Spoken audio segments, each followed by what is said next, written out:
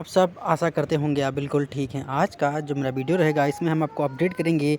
एक वैकेंसी निकल के आ रहा है Uttar Pradesh university of medical sciences, ठीक है, सफाई इटावा में देखने को मिल रही है।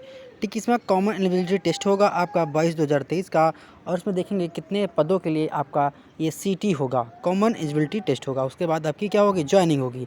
और जो आपका पद है वो स्टाफ नर्स का रहने वाला है। तो इसमें डिस्कस करेंगे, देखते क्या है इसमें कौन कौन सी एजुकेशनल क्वालिफ़िकेशन चाहिए जिससे आप लोग फॉर्म को फिलअप कर पाएंगे। तो देखते हैं क्या है।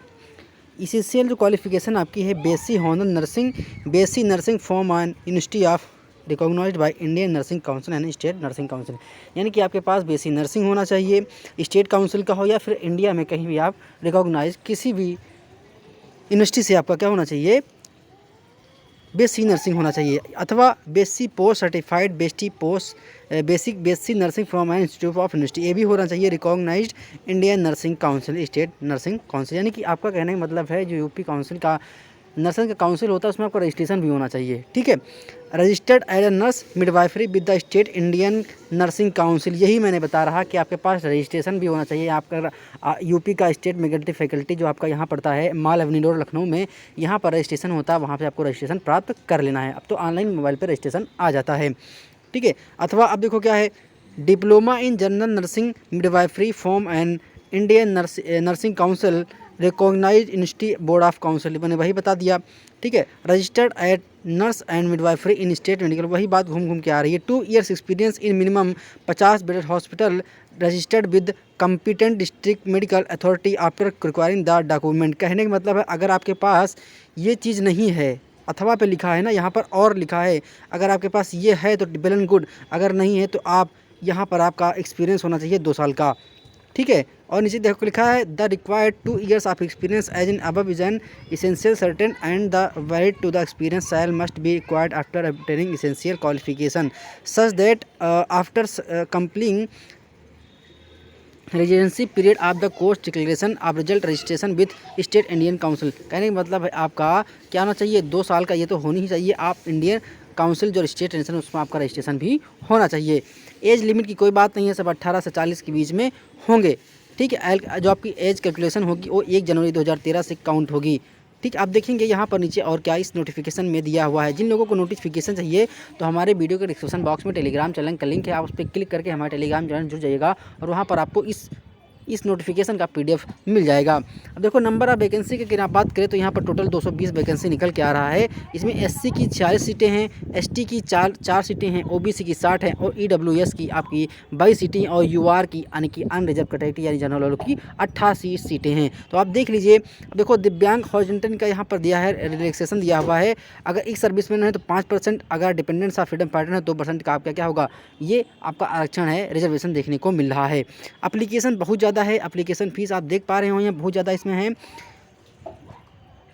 और यहाँ पर एक इम्पॉर्टेंट भी है, इसको मार्क कर लीजिए, जहाँ लिखा 80 seats are reserve for the females and 20 for the males. यानी कि अगर 100 सीटें हैं तो उसमें से 80 सीटें आपकी फीमेल की फिलअप होंगी और 20 सीटें जो आपकी रहेंगी वो मेल की रिजर्व हैं। ये आपका इंपॉर्टेंट ध्यान देने योग्य बातें हैं।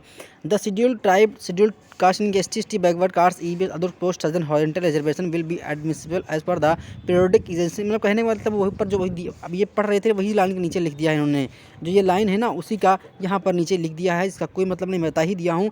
बात करते हैं यहाँ एप्लीकेशन फ़ीस की। बहुत ज़्यादा एप्लीकेशन फ़ीस है, बहुत से ज़्यादा है। यहाँ पर अगर यूआर की बात करें तो 2000 फीस है, जीएसटी भी 360 रुपये जुड़ रहा है, 18% से तो आपका 2360 रुपया कटेगा। बहुत ही ज़्यादा फीस है, इतना ज़्यादा फीस ना लेना, क्या बताएं। जीएसटी देखो 360 रुपये जीएसटी इसमें ऐड है, कितना सारा फीस ले रहे हैं ये फॉर्म के नाम पर। नेक्स्ट हमारा ओबीसी और ईडब्ल्यूएस की बात करें, इनका भी 23 से 60 रुपया है, इनका भी 23 से 60 रुपया है। अगर एससी एसटी से आप हैं तो 14 से 16 रुपये आपका अकाउंट से कटेगा। ये आपका बहुत ही, अगर आप इसकी तैयारी कर रहे हैं तो फॉर्म को फिलअप कर दीजिए। ठीक है, ये मत सोचिएगा कि फॉर्म कम पड़ेंगे, फॉर्म कम नहीं पड़ेंगे, फॉर्म इतने ही पड़ेंगे। इफ़ जानते हो आजकल क्या होता है कि लोग बेरोजगार अच्छे से हो सके, हम फॉर्म डाल दें हो सकता है निकल जाएँ, तो उनके चक्कर में फॉर्म फिलअप हो जाएंगे। इसके मत सोचिएगा फॉर्म कम फिलअप होंगे, फॉर्म बराबर इक्वल फिलअप होंगे। Online common eligibility test date will be inform the duty course process of filling the application form. मतलब ये फॉर्म कलेक्ट करने का इन्होंने बताया है।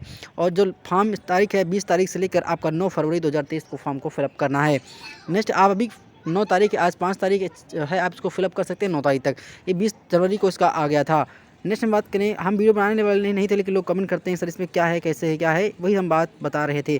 अब इस पर सब चलते हैं। यहाँ पर कुछ पैटर्न की एग्जामिनेशन की बात करें तो मोन ऑफ द बेस्ट यही आपका रहने वाला है। The duration of the test will be 30 घंटे, यानी कि 180 मिनट का टेस्ट होगा। आपका 3 घंटे का एग्जाम होना है। 200 MCQ क्वेश्चन आप 600 मार्क हो गए, यानी कि आपका एक क्वेश्चन 3 मार्क का होगा। ठीक, एक क्वेश्चन आपका 3 मार्क का होगा, यानी कि 200 क्वेश्चन है तो आपके 600 मार्क्स के हो जाएंगे।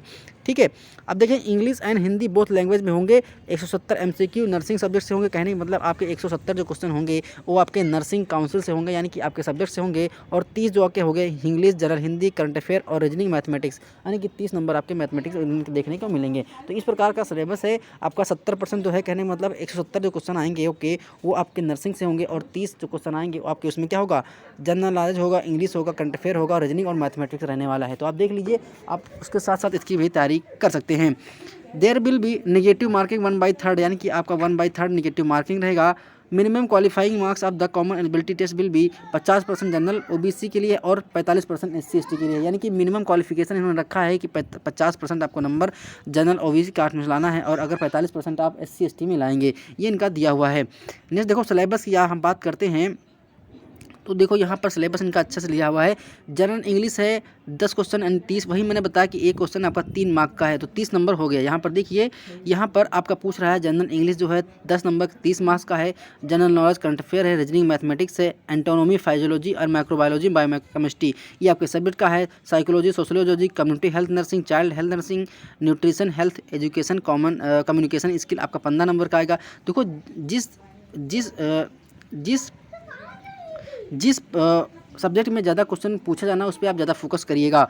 मेंटल हेल्थ नर्सिंग का है, मेडिकल नर्सिंग का है, मिडवाइफरी एंड गायनोकोलॉजिकल नर्सिंग का है, nursing education research and statistics का है, professional trends nursing administrative and ward management का है, fundamental and nursing of trust aid का, यानी कि इतना टोटल वैकेंसी यहाँ पर टोटल जो आपका क्वेश्चन है 200 क्वेश्चन और आपका 600 क्वेश्चन मतलब यहाँ पर 200 क्वेश्चन रहेंगे आपके 600 मार्क्स के होंगे। यही क्वेश्चन 30 मार्क्स का होगा और 1/3 यानी कि आप 3 क्वेश्चन गलत करेंगे तो आपका एक सही क्वेश्चन कट जाएगा। तो ये आप नेगेटिव मार्किंग देख पा रहे हैं, तो ऐसे आप एग्जाम में करेंगे। आशा करते हैं वीडियो पसंद आया होगा, तो प्लीज़ वीडियो को लाइक करें, शेयर करिए, सब्सक्राइब करिए और देखते रहिए हमारा अपना यूट्यूब चैनल एग्जाम आज क्लासेस। मिलते हैं नेक्स्ट वीडियो में। धन्यवाद, शुक्रिया, आपका दिन शुभ हो, मंगल में हो।